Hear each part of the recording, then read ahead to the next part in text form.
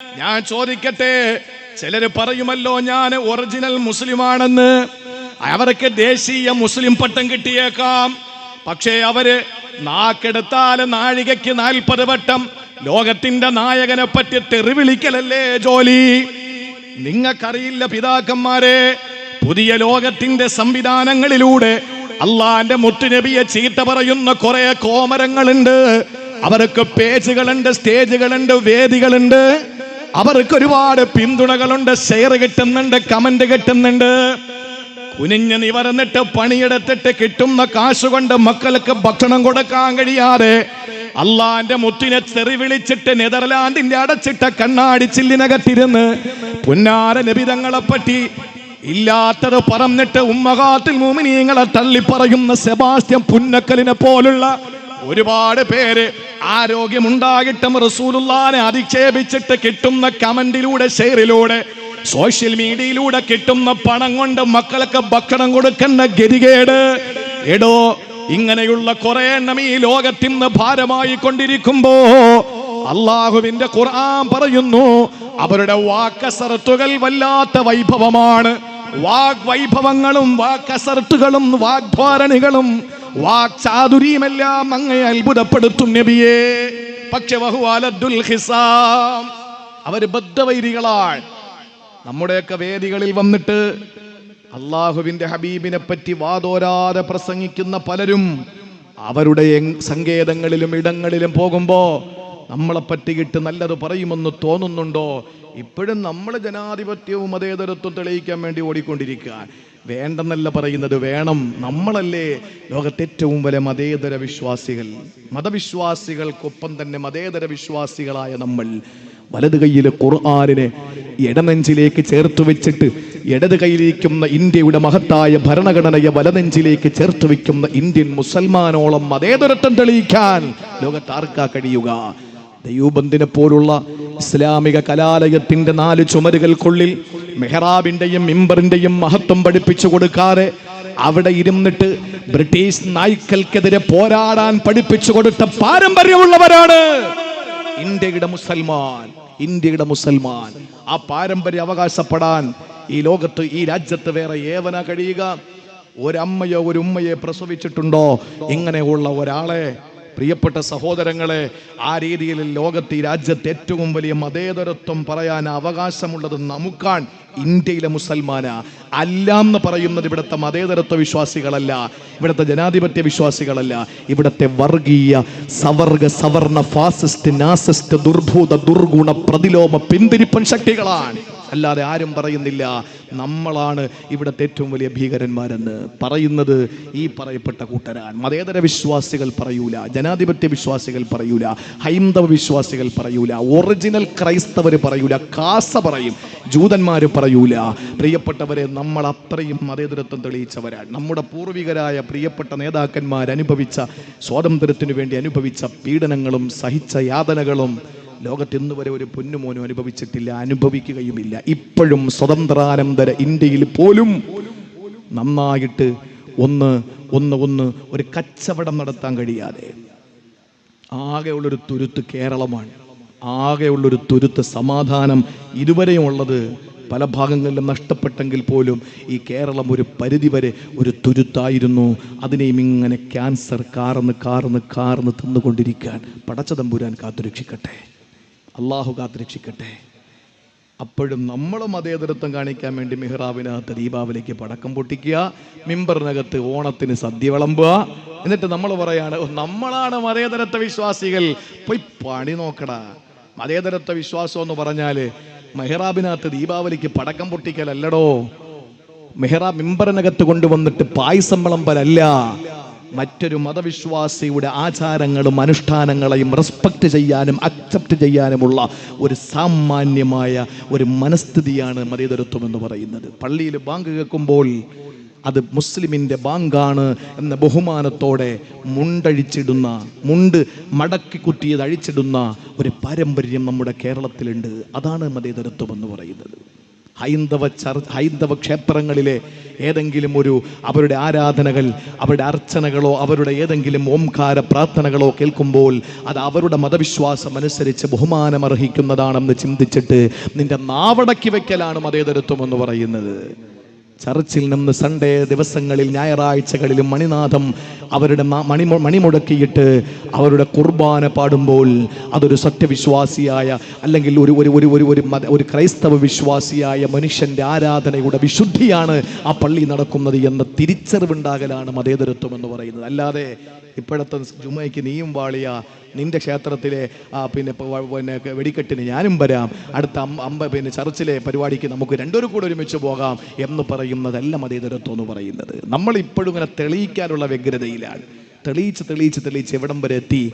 അള്ളാഹു കാത്തുരക്ഷിക്കട്ടെ.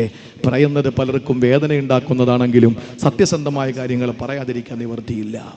അതുകൊണ്ട് വാക്കുകൾ കൊണ്ടുള്ള കസർത്തല്ല. നമ്മുടെ വേദികളിൽ വന്നിട്ട് എത്രയോ ആളുകൾ പറയാറുണ്ട്, പ്രവാചകൻ സല്ലല്ലാഹു അലൈഹി വസല്ലമ തങ്ങൾ അങ്ങനെയായിരുന്നു, ഇങ്ങനെയായിരുന്നു, സഹിഷ്ണുതയുടെ പ്രവാചകനാണ്, കാരുണ്യത്തിൻ്റെ പ്രവാചകനാണ്, ആർദ്രതയുടെ പ്രവാചകനാണ് എന്നൊക്കെ പറയും. നേരെ മറിച്ച് ഇവർ ചില സ്ഥലങ്ങളിൽ പോയാൽ പറയുന്നത് ഇവരോടൊന്നും കൂടാൻ പറ്റൂല, മുഹമ്മദ് കാണുന്നിടത്ത് വെച്ച് മുശ്രിക്കീങ്ങളെ കൊല്ലാൻ പ്രഖ്യാപിച്ച ആളാണ്.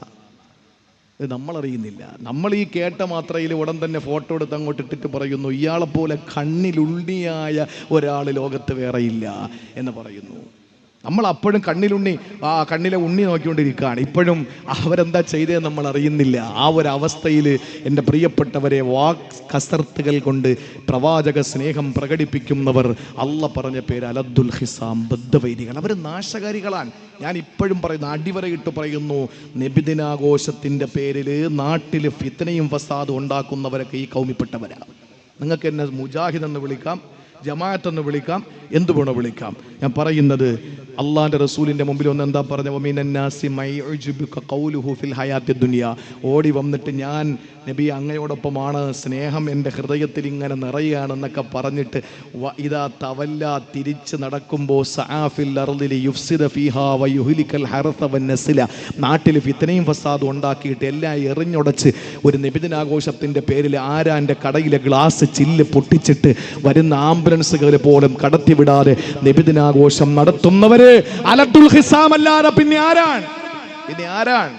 അതുകൊണ്ട് വാക്കസർത്തുകൾ മാത്രമല്ല, അക്ഷരം പ്രതി അനുധാവനം ചെയ്യാൻ കഴിയണം. ദാടി വെക്കണം എൻ്റെ ചെറുപ്പക്കാരാ. സുന്നത്ത് മാത്രമല്ല സുന്നത്താവുമ്പോഴാണല്ലോ നമുക്ക് അത് സുന്നത്തല്ലേ ഉള്ളൂ എന്നൊരു താമൽ വരിക. പെൺകുട്ടികൾ ലേഡീസ് ഹോസ്റ്റലിലെ ലേഡീസ് കോളേജിലെ ഒരു ഇന്റർവ്യൂവിൽ ഒരു സെൻസസ് എടുത്തു. ദാടിയുള്ള പുരുഷന്മാരെയാണോ നിങ്ങൾക്കിഷ്ടം, ദാടി ഇല്ലാത്തവരെയാണോ നിങ്ങൾക്കിഷ്ടം? ഏറ്റവും കൂടുതൽ സ്ത്രീകളും പറഞ്ഞത് ഞങ്ങൾക്ക് ദാടിയുള്ളവരെയാണ് ഇഷ്ടം എന്നാണ്. സുന്നത്ത് മാത്രമല്ല നല്ല ആ ഒരു ടിപ് ടോപ്പ് ഉണ്ടല്ലോ, ഒരു അടിച്ചുപൊളി, അതിലും പുരുഷന്മാർക്ക് ദാടി വെക്കൽ നല്ലതാണ്. ദാടി കിളിക്കാത്തത് ആർക്കാ? ഹോർമോൺ വ്യത്യാസം കൊണ്ട് പെണ്ണുങ്ങൾക്കാ. ഞാൻ കുറ്റപ്പെടുത്തുകയെന്ന് ആരും കരുതല്ലേ. ദാടി മീശയൊക്കെ എടുത്തിട്ട് നടക്കുന്നത് ഒരുമാതിരി പെണ്ണുങ്ങളെ പോലെയാണ്. അത് അള്ളാഹു അവർക്ക് കൊടുക്കാത്തത് കൊണ്ടാണ്. നിങ്ങൾ ദാടി മീശയൊക്കെ എടുത്തിട്ട് നടക്കുന്നു, പെണ്ണുങ്ങളെ ദാടി മീശം വെച്ച് കടന്നാൽ എങ്ങനെ ഇരിക്കും? നമ്മൾ അവരെ പ്രാന്തികളെന്ന് വിളിക്കൂലേ അല്ലേ? അപ്പം നമ്മൾ ഈ മീശ ദാടിയും എടുത്ത് കിടക്കുന്നവനത് പ്രാന്താന്ന് വിളിക്കണ്ടേ? നിങ്ങൾ തന്നെ പറ. നിങ്ങൾക്ക് ഞാൻ ആരെയും കാണുന്നില്ല. ഈ ഹാലജൻ്റെ ലൈറ്റ് ഇങ്ങോട്ട് തിരിഞ്ഞിരിക്കുന്നതുകൊണ്ട് എനിക്ക് കുറേ വെള്ള തലപ്പാവല്ലാതെ ഒന്നും കാണാൻ പറ്റുന്നില്ല. അതുകൊണ്ട് നിങ്ങൾ ആർക്ക് ദാടിയുണ്ട് ആർക്ക് മീശ ഉണ്ടെന്ന് ഞാൻ കാണുന്നില്ല. ഞാൻ പറഞ്ഞത് പൊതുവായൊരു തത്വമാണ്. അതുകൊണ്ട് ദാടി വെക്കി തീരുന്നില്ല. പ്രിയപ്പെട്ടവരെ, രണ്ടാമത്തെ സ്നേഹമേതെന്നറിയോ? ഇത് വിശദീകരിക്കാൻ സമയമില്ല. സമയം ഇങ്ങനെ ശരവേഗത്തിൽ പോവാണ്. അതുകൊണ്ട് ഒന്നാമത്തെ സ്നേഹമേതാണ്? ആത്മാർത്ഥത ഇല്ലാത്തതാണ്. അത് വെറും വാക്കിലൊതുങ്ങുന്നതാണ്. ഞാൻ നിന്റേതാണ്, നീ എന്റേതാണ്, നമ്മൾ രണ്ടും ഒന്നാണ് എന്ന തത്വത്തില് ആളുകൾ സ്നേഹം പരസ്പരം പങ്കുവെക്കുമ്പോ ഇത് റസൂലുള്ളാഹിന്റെ മുന്നിൽ വന്ന് പറഞ്ഞ അഖ്നസ് ഇബ്നു ശരീഖ് സഖഫിയെ പോലുള്ളവരാണ്. അവര് നാശകാരികളാണ്. എന്നാൽ ആത്മാർത്ഥതയുള്ള സ്നേഹത്തിന്റെ അടയാളം ഞാൻ പറഞ്ഞു തരട്ടെ പ്രിയപ്പെട്ട ഉമ്മ. ഇന്നത്തെ ദിവസം മുതൽ നമുക്കങ്ങനെ ഒന്ന് പ്രവർത്തിച്ചൂടെ? അള്ളാഹു പറയുകയാണ് സൂറത്തുൽ ബഖറ 207 അടുത്ത ആയത്തിൽ അല്ലാഹു പറയുകയാണ് വമിനൻ നാസി മയ്യശ്രീ നഫ്സഹു ബിതിഗാ മർളാത്തില്ലാഹ് വല്ലാഹു റഊഫും ബിൽ ഇബാദ്. സഹോദരങ്ങളെ, ഖുർആനിൽ അല്ലാഹു പറയുകയാണ് ആത്മാർത്ഥതയുടെ സ്നേഹത്തിന്റെ അടയാളം ഞാൻ പറയാ പെങ്ങളെ. അല്ലാഹു പറയുന്നു വമിനൻ നാസി, ഇനി ജനങ്ങളിൽ ചില ആളുകളുണ്ട് മയ്യശ്രീ നഫ്സഹു, സ്വശരീരത്തെ അവർ വിറ്റിരിക്കുകയാണ്. സ്വശരീരത്തെ അവർ വിറ്റിരിക്കുകയാണ്, കച്ചവടം ചെയ്തിരിക്കുകയാണ്. ആർക്ക് വേണ്ടിയിട്ട്?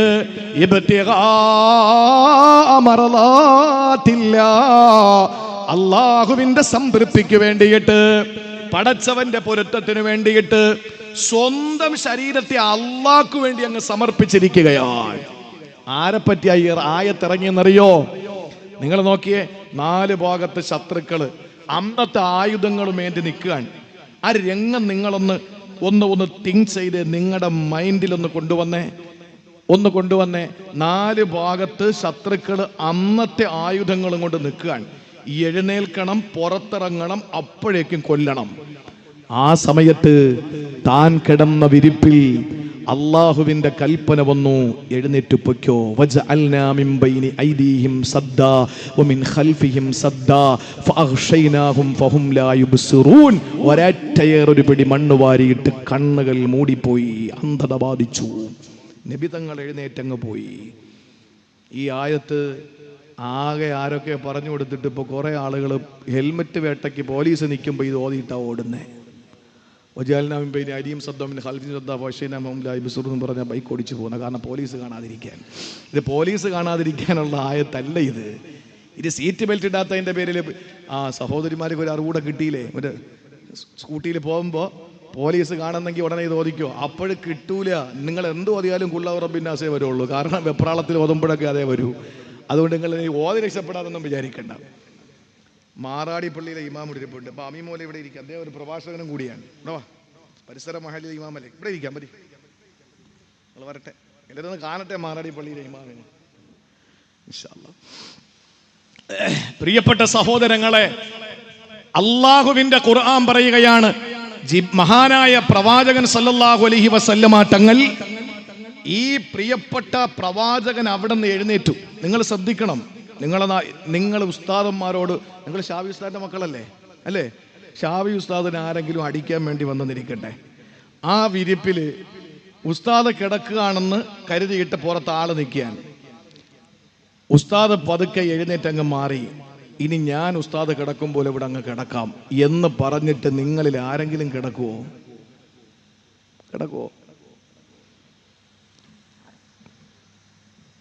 അലി റളിയല്ലാഹു അൻഹു വന്നിട്ട് നബി തങ്ങളോട് പറയാ, നബിയെ നിങ്ങൾ പതുക്കെ എഴുന്നേക്ക്, അവിടെ ഞാൻ കിടക്കാം. അലി റളിയല്ലാഹു അൻഹു ചിന്തിച്ചിട്ടുണ്ട്. കുറേ നേരം അവർ ക്ഷമയോടെ നിന്നിട്ട് അവസാനം എഴുന്നേക്കുന്നില്ല എന്ന് കാണുമ്പോൾ അകത്ത് കയറി ആക്രമിച്ചാൽ ആ വെട്ടുമടിയും കുത്തും കൊള്ളുന്നത് ആർക്കാ? എനിക്കാ, അലീന റളിയല്ലാഹു അൻഹു. ആ ബോധ്യം ഉണ്ടായിട്ടും ആ കിടക്കുന്ന സ്ഥലത്ത് ഇങ്ങനെ കിടന്നിട്ട് നബിതങ്ങൾ അവിടെ നിന്ന് യാത്രയാക്കിയ സയ്യിദുനാ അലിയുൽ മുർത്തള. എന്തോരു സ്നേഹമാണ് സഹോദരങ്ങളെ, പറഞ്ഞറിയിക്കാൻ പറ്റാത്ത സ്നേഹമല്ലേ. വഴിയരികിലിരുന്നു കൊണ്ട് പുല്ല് വെട്ടിക്കൊണ്ടിരിക്കുന്ന ഒരു സഹാബിയുടെ സമീപത്തുകൂടി ഒരാൾ നടന്നുപോയി. വേദനയോടെ ഒരു ദുഃഖവാർത്ത പറഞ്ഞു കൊടുത്തു. അറിഞ്ഞില്ലേ, ഹബീബ് യാത്രയായി. ആ സമയത്ത് ആ സഹാബി എഴുന്നേറ്റ് 2 കൈകൾ ആകാശത്തിലേക്ക് ഉയർത്തിയിട്ട് ദുആ ചെയ്തത്, അല്ലാഹുമ്മ ദിഹിബ് ബസരീ ലാ തലാറാ ബഅദ ഹബീബി അബദഹദാ. പടച്ചവനെ, എന്റെ കാഴ്ച തിരിച്ചെടുക്കണേ അല്ലാ. എന്റെ മുട്ടിനെ കണ്ട കണ്ണുകൊണ്ട്, എന്റെ നബി തങ്ങളെ കണ്ണുകൊണ്ട് ഇനി നബിയില്ലാത്ത ദുനിയാവെനിക്ക് കാണണ്ട അല്ലാ. ഇനി ദുനിയാവിനെക്ക് കാണുമ്പോ എന്റെ റസൂലില്ലാത്ത ദുനിയാവിനെ എനിക്ക് കാണണ്ട. അതുകൊണ്ട് കാഴ്ച ശക്തി തിരിച്ചെടുക്കണം അല്ലാ. ദുആ ചെയ്ത പ്രിയപ്പെട്ട സഹാബിയുണ്ട്.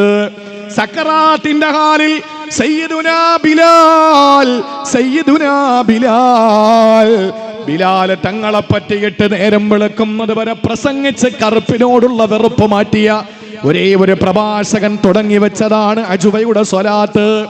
ജൗഹറുൽ അൻവാർ അബ്ദുൽ നാസർ മഅദനി. ഇവിടെ ദുആക്ക് വരുന്ന നജ്മുസ് സാദാത്ത് സയ്യിദ് നാസിമുദ്ദീൻ ബാഫഖി തങ്ങള് അൻവാറുശ്ശേരിയിൽ നടന്ന 10,000 സംഗമിച്ച ആ മഹത്തായ സുന്നി സമ്മേളനം, അതേ സനദ്ദാന മാത്രമല്ല, വിനീതനായ എന്നെ അല്ലാഹുവിന്റെ തൗഫീഖ് കൊണ്ട് ഒരു ഭാഗ്യമാണത്. അൻവാറുശ്ശേരിയിലെ 4 സുന്നത്ത് ജമാഅത്തിന്റെ നേതാക്കന്മാര് സയ്യിദുൽ ഉലമാ ജിഫ്രി തങ്ങള്, നൂറുൽ ഉലമാ കെ.പി. ഉസ്താദ്, സുൽത്താനുൽ ഉലമാ കാന്തപുരം അബൂബക്കർ ഉസ്താദ്, അതുപോലെ ഹുജ്ജത്തുൽ ഉലമാ നജീബ് മമ്പാട് ഉസ്താദ്, 4 പേരും ഇരിക്കുന്ന വേദിയിൽ ചെയർമാനായി ഉസ്താദ് എന്നെയാണ് തിരഞ്ഞെടുത്തത്. ആ സമ്മേളനത്തിൽ സഹോദരങ്ങളെ നാസിമുദ്ദീൻ ബാഫഖി തങ്ങൾ വരുന്നുണ്ട്. ആ തങ്ങൾ ദുആക്ക് നേതൃത്വം കൊടുക്കുന്ന തങ്ങൾ ബഹുമാനപ്പെട്ട തങ്ങളാണ്. ബിലാൽ തങ്ങളുടെ പേരിൽ ഒരു പുരസ്കാരം മഅദനി ഉസ്താദിന് കൊടുത്തു. ഞാനും കൂടെ സാക്ഷിയാകുന്നു. അത് കൊടുക്കുന്ന നേരത്ത് റൂമിൽ നാസിമുദ്ദീൻ തങ്ങൾ ചെന്നിട്ട് ഈ അവാർഡ് കൊടുക്കുമ്പോൾ അടച്ചിട്ട റൂമിനകത്തിരുന്ന് മഅദനി ഉസ്താദ് അത് ഏറ്റുവാങ്ങുമ്പോ 10,000 നിരന്നിരിക്കുന്ന സദസ്സിൽ ആ സംഭവം അനൗൺസ് ചെയ്തത് ഈ വിനീതനാണ്.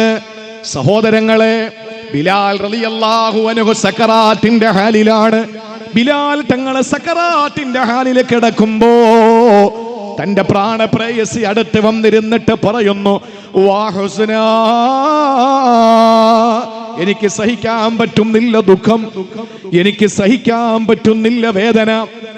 ആ സമയത്ത് സക്കറാത്തിന്റെ വേളയിൽ കിടന്നിട്ട് ബിലാൽ തങ്ങളെ വിളിച്ചു പറഞ്ഞത്, വാ തുർബോ, സന്തോഷമേ, എനിക്ക് കിടക്കാൻ പറ്റുന്നില്ല. ഭാര്യ പറയുന്നു ദുഃഖമേ, ഇരിക്കാൻ പറ്റുന്നില്ല. ഭർത്താവ് പറയുന്നു സന്തോഷമേ, കിടക്കാൻ പറ്റുന്നില്ല. ഭാര്യ ചോദിച്ചു, ഞങ്ങളെ വെറുത്തോ നിങ്ങള്? ആ സമയത്ത് ബിലാൽ തങ്ങൾ പറഞ്ഞതെന്തെന്നറിയോ? ഗദൻ അൽഖാ മുഹമ്മദാ,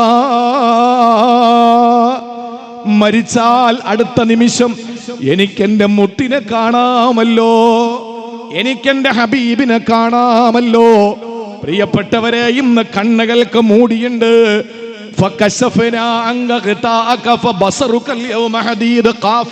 അല്ല പറഞ്ഞു, മരിക്കുന്ന നേരത്ത് കണ്ണിന്റെ കാഴ്ചയുടെ മൂർച്ച അല്ല കൂട്ടിത്തരികയാണ്. ബിലാൽ തങ്ങൾ പറയുന്നു, മരിച്ചാൽ അടുത്ത സെക്കൻഡില് എന്റെ മുത്തിനെ എനിക്ക് കാണാമല്ലോ, അതുകൊണ്ടാണ് ഞാൻ അങ്ങനെ പറഞ്ഞത് എന്ന് സയ്യിദുനാ ബിലാൽ ഇബ്നു റബാഹ് റളിയല്ലാഹു അൻഹു പറഞ്ഞുവെങ്കിൽ സ്നേഹം ആത്മാർത്ഥമാകണം പ്രിയപ്പെട്ടവരെ. റീലല്ല പെങ്ങളെ, റീൽ എങ്ങനെയാണ്? ഭർത്താവിന്റെ വായില് മുടിചൂടാൻ മന്നനായിരുന്ന പണ്ടത്തെ അന്ന് യൂട്യൂബും ഇൻസ്റ്റാഗ്രാമൊന്നും ഇല്ല അല്ലേ ഉസ്താദേ? ഒന്നുമില്ല. അതൊക്കെ കൊണ്ടാണ് ഇപ്പൊ എവിടെ ആയനെ. അല്ലാതെ തന്നെ ഇപ്പൊ അറിയപ്പെടുന്ന രണ്ടാർക്കര എന്ന് കേൾക്കുമ്പോ പെട്ടെന്ന് വായിൽ വരുന്ന അടുത്ത വാക്ക് മീരാൻ ഉസ്താദിന്റെ വാക്കാണ്. പക്ഷെ ഞാൻ ആദ്യമായിട്ടാണ് നേരിട്ട് കാണുന്നത്. ഇത്രയും ഓടി നടക്കുന്നതിനിടയിലും ഉസ്താദിനെ കാണുന്നത് ആദ്യമായിട്ടാണ്. അന്നത്തെ പ്രഭാഷണ ലോകത്തെ മുടിചൂടാൻ മന്നന്മാരായിരുന്നു. ഞാൻ പറയട്ടെ സഹോദരങ്ങളെ, ഈ റീല് കാണുന്ന പലരും ഭർത്താവിൻ്റെ വായിലേക്ക് ഭാര്യ ഇങ്ങനെ ഈ കപ്പ പുഴുങ്ങിയത് വെച്ച് കൊടുക്കുകയാണ്, ഇങ്ങനെ ചമ്മന്തിയുമായിട്ട്. ഭർത്താവ് ഇങ്ങനെ വാ തുറക്കുന്നു, ഭാര്യ വായിലേക്ക് വെച്ച് കൊടുക്കുന്നു. ആ സ്നേഹം ഇങ്ങനെ ഇങ്ങനെ പിന്നെ എന്താണ് ഒഴുകുന്നത് റീലാക്കിയിട്ട് പെട്ടെന്ന് എന്ത് ചെയ്യുന്നു, ഒരു ചെറിയ ഷോട്ട്, ആ 30 സെക്കൻഡ് കട്ട് ചെയ്യുന്നു, അത് ഇൻസ്റ്റയിൽ പോസ്റ്റ് ചെയ്യുന്നു. ഇത് പോസ്റ്റ് ചെയ്യുന്ന സമയത്ത് രണ്ടാർക്കരയിൽ ഇരുന്ന് കാണുന്ന ഒരു സഹോദരി പറയുന്നു, ഓ ഇവിടെ ഒരുത്തമുണ്ട്, ഒരു കെട്ടിയോയി, അവൻ എൻ്റെ വായിൽ പുഴുങ്ങിയ കപ്പയും വെച്ച് തരൂല, ഒരു പിടി ഭക്ഷണം എന്നെ കൊണ്ട് വായിൽ വെച്ച് കൊടുക്കാൻ സമ്മതിക്കുകയില്ല. ഇയാൾ എന്ത് മനുഷ്യനാ? എൻ്റെ പെങ്ങളെ, റീൽസിൽ കണ്ടിട്ട് റിയലാണെന്ന് കരുതി നിങ്ങൾ തെറ്റിദ്ധരിക്കുമ്പോൾ നിങ്ങളുടെ ഭർത്താവിനെ കുറ്റപ്പെടുത്തരുത്. അവിടെ റീൽസ് എടുത്തിട്ട് പിന്നെന്താ ഉണ്ടായത് നിങ്ങൾക്ക് അറിഞ്ഞൂടല്ലോ. അവിടെ പിന്നെന്താ ഉണ്ടായെന്ന് അറിഞ്ഞൂടല്ലോ. ഈ വായിലേക്ക് ചിലപ്പോ ഈ സാധനം വെച്ചു കൊടുത്തതിന് ശേഷം കസേര എടുത്തിട്ട് അവള് ഇവനടിച്ചിട്ടുണ്ടാവാം. ഈ അടുത്ത സമയത്തൊരു കുടുംബ പ്രശ്നം തീർപ്പാക്കാൻ വേണ്ടി പോയി. ഭാര്യയും ഭർത്താവും മക്കളൊക്കെ ഉണ്ടതാ, ഒരുമിച്ച് പോകൂല. 2 കമ്മിറ്റിക്കാരും പഠിച്ച പണി 18 നോക്കിയിട്ട് ഒരു രക്ഷയില്ല. അവസാനം പെണ്ണ് സമ്മതിച്ചു, മക്കളൊക്കെ ആയല്ലേ, എന്തായാലും എൻ്റെ വിധി തലവിധി, ഞാൻ ഇയാളെ സഹിച്ചോളാം, ഒരുമിച്ച് പോവാം. അപ്പോൾ ഓക്കെ ആയി. ചെക്കനോട് ചോദിച്ചു, ചെക്കനെന്ന് പറയാൻ പറ്റൂല, മക്കളൊക്കെ ഉള്ള ആളാ. അപ്പം ഇയാളോട് ചോദിച്ചു, നിനക്കെന്തെങ്കിലും പറയാനുണ്ടോ? അപ്പോൾ അവൻ പറഞ്ഞൊരു വാക്ക് നമുക്ക് ചിരി വരുമെങ്കിലും ദയനീയമാണ്. അയാൾ പറഞ്ഞു, എനിക്ക് ഒറ്റ കാര്യമേ പറയാനുള്ളൂ. എന്താന്ന് ചോദിച്ചവൻ പറഞ്ഞു, ഇനി എന്നെ അവൾ അടിക്കാൻ പാടില്ല, അവൾ എന്നെ ഇനി അടിക്കരുത്. അപ്പോൾ ഒരു വീട്ടിൽ ഈ മീശയൊക്കെ വെച്ചുകൊണ്ട് ആരും ഒന്നും പുറത്തു പറയാത്തതാ. അതുകൊണ്ടാണ് ഇപ്പോൾ രാഹുൽ ഈശ്വർ ഒരു പുതിയ സംവിധാനമായിട്ട് വന്നിരിക്കുകയാണ്. എന്താണെന്നറിയോ? എന്താണ്? വനിതാ കമ്മീഷനുണ്ട്. നമുക്കാരുണ്ട്? നമുക്കാരെങ്കിലും ഉണ്ടോ? എവിടെ പോയാലും നമുക്ക് തന്നെ കുറ്റം. അതുകൊണ്ട് വനിതാ കമ്മീഷൻ പോലെ പുരുഷ കമ്മീഷൻ വേണമെന്നും ഈ ഷിംജിത മുസ്തഫ, ആര് സലാത്തിൽ കളയരുത്, ഷിംജിത മുസ്തഫ എന്ന പെങ്ങളുടെ ആ ഒരു ചില മോശമായ നടപടിയിൽ, അങ്ങനെ നമുക്ക് പറയാം, നമുക്ക് വെറുപ്പൊന്നുമില്ല, അത് അവളുടെ വ്യക്തി സ്വാതന്ത്ര്യമാണ്, അതുണ്ടായി. അങ്ങനെ നാളെ എനിക്ക് ആ നാട്ടിലെ പ്രസംഗം വടകരയിൽ. അപ്പോൾ ഈ പെൺകുട്ടി ഇങ്ങനെ ഒരു സംഭവം എടുത്ത് പുറത്ത് വിട്ട് ആകെ നാറി ആ പാവപ്പെട്ട ആത്മഹത്യ ചെയ്തു. ആത്മഹത്യ ചെയ്ത ഈ ദീപക് എന്ന് പറയുന്ന സഹോദരൻ്റെ അമ്മയ്ക്കും അച്ഛനും 3,17,000 രൂപ 2 പ്രവാസി മലയാളികളിൽ നിന്നുകൂടി വാങ്ങിയിട്ട് രാഹുൽ ഈശ്വർ കൊണ്ട് കൊടുത്തിട്ട് കൊല്ലം ജില്ലയിലൊരു പരിപാടിക്ക് വേണ്ടി വന്നപ്പോൾ തഴവയിൽ ആ പരിപാടിയിൽ പ്രസംഗിക്കുന്നത് ഞാനാണ്. അപ്പോൾ അദ്ദേഹം വേദിയിലേക്ക് വന്നു. ഞാൻ ഇരുത്തിയിട്ട് പറഞ്ഞു, നിങ്ങളിൽ ഞങ്ങളൊക്കെ വിശ്വസിക്കുന്നത് 2 കാരണങ്ങൾ കൊണ്ടാണ്. സാമ്രാജ്യത്വ വിരുദ്ധനും ഫാസിസ്റ്റ് വിരുദ്ധനും ആയതുകൊണ്ടാണ്. ഇല്ലെങ്കിൽ ഞങ്ങളുടെ സപ്പോർട്ടൊന്നും കിട്ടൂല എന്ന് പറഞ്ഞ് അദ്ദേഹം ആ ആംഗിളിൽ തന്നെ സംസാരിക്കുകയും ചെയ്തു. പിന്നെ എന്താന്നുള്ളത് നമുക്കറിയില്ല, അത് നമ്മുടെ വിഷയമല്ല. ഞാൻ പറഞ്ഞു വന്നത്, ഈ റീൽസ് കണ്ടിട്ട് അതാണ് റിയൽ എന്ന് ചിന്തിക്കുന്നൊരു സമൂഹമുണ്ട്. അങ്ങനെയൊന്നും അല്ല. പ്രിയപ്പെട്ട സഹോദരങ്ങളെ, കുറവുകൾ ഭർത്താക്കന്മാർക്കുണ്ടാവും. പെങ്ങന്മാരെ, എല്ലാം തേഞ്ഞവരൊന്നും അല്ലല്ലോ. ചിലർ പറയും, മുസ്ലിയാരെ ഭാര്യ ആയിരുന്നെങ്കിൽ റാഹത്തായേനെ. തോന്നല. മുസ്ലിയാരെ ഭാര്യ വിചാരിക്കുന്നത് എന്താ? ഒരു ഗൾഫുകാരൻ്റെ ഭാര്യ ആയാൽ മതിയായിരുന്നു പടച്ചോനെ. അപ്പൊ ഗൾഫുകാരൻ്റെ ഭാര്യ ആയാൽ പറയും, പടച്ചോനെ ഒരു പോലീസുകാരൻ്റെ ഭാര്യ ആയാൽ മതിയായിരുന്നെന്ന്. ഇത് ആഗ്രഹങ്ങൾ പരന്ന് നടക്കൂ. ഒന്നിലും ഉടക്കി നിൽക്കൂല, ഒന്നിലും പോയി നിൽക്കൂല, ഒന്നും ഇടിച്ച് നിൽക്കണ്ട എവിടെയെങ്കിലും. അതുകൊണ്ട് അള്ളാഹു നിങ്ങളുടെ ഉമ്മയുടെ വയറ്റിൽ വെച്ച് എഴുതിയ അല്ല, അതിന് മുമ്പ് ആലമുൽ അർവാഹിൽ വെച്ച് അള്ളാഹു എഴുതിയ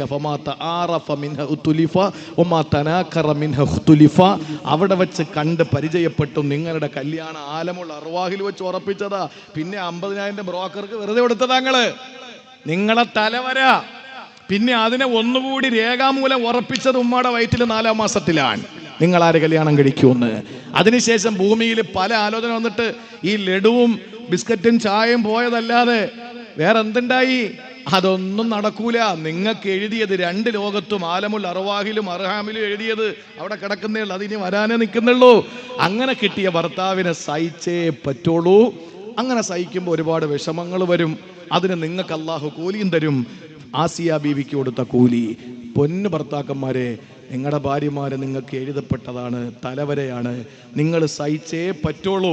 എന്തെങ്കിലും കുറവുകൾ ഉണ്ടെങ്കിൽ സഹിച്ചോളീൻ. അയ്യൂബ് നബിക്ക് അള്ളാഹു കൊടുത്ത കൂലി നിങ്ങൾക്കും തരും. ഇതെൻ്റെ വാക്കല്ല. അതുകൊണ്ട് അഡ്ജസ്റ്റ് ചെയ്ത് ജീവിക്കുക. റീൽസ് കണ്ടിട്ട് റിയലാണെന്ന് ചിന്തിക്കരുത്. റിയലായ സ്നേഹം ഒന്ന് മാത്രമാണ്. അല്ലാഹുമ്മ അദ്ഹിബ് ബസരി ഹത്താ ലാ അറാ ബഅദ ഹബീബി അഹദാ. എന്റെ മുട്ടിനെ കണ്ട കണ്ണുകൊണ്ട് എന്റെ മുട്ടില്ലാത്ത മദീന എനിക്ക് വേണ്ട റബ്ബേ. എന്റെ കാഴ്ച ഒന്ന് തിരിച്ചെടുക്കൂ റബ്ബേ. അതുപോലെ പടച്ചവനെ, എനിക്ക് കിടന്നിട്ട് എനിക്ക് സന്തോഷം കൊണ്ട് തുള്ളാനാ തോന്നുന്നത്. മരിച്ചാൽ എന്റെ മുട്ടിനെ കാണാമല്ലോ എന്ന് പറഞ്ഞ സയ്യിദുനാ ബിലാൽ റളിയല്ലാഹു റളിയല്ലാഹു അൻഹു. സഹോദരങ്ങളെ, ഖുർആൻ അവിടെയാണ് പറഞ്ഞത്, വമിനൻ നാസി മൻ യശ്രീ നഫ്സഹു ഇബ്തിഗാഅ മർളാത്തില്ലാഹ് വല്ലാഹു റഊഫും ബിൽ ഇബാദ്. വല്ലാഹു റഊഫും ബിൽ ഇബാദ്. അതുകൊണ്ട് പ്രിയപ്പെട്ട രണ്ടാരക്കരയിലെ പ്രിയപ്പെട്ട പെങ്ങളെ, സുന്നത്ത് മുറുകെ പിടിച്ച് നബി തങ്ങളെ സ്നേഹിക്കണം. നേരത്തെ ഞാൻ പറഞ്ഞല്ലോ, മിനന്നാസി മൻ യുജിബുക ഖൗലുഹു ഫിൽ ഹയാത്തി ദുനിയ വയുശ്ഹിദുല്ലാഹ അലാ മാ ഫീ ഖൽബിഹി വഹുവ അലദ്ദുൽ ഖിസാം വഇദാ തവല്ലാ സഅ ഫിൽ അർളി ലിയുഫ്സിദ ഫീഹാ വയുഹ്ലികൽ ഹർസ വന്നസ്ല വല്ലാഹു ലാ യുഹിബ്ബുൽ ഫസാദ്.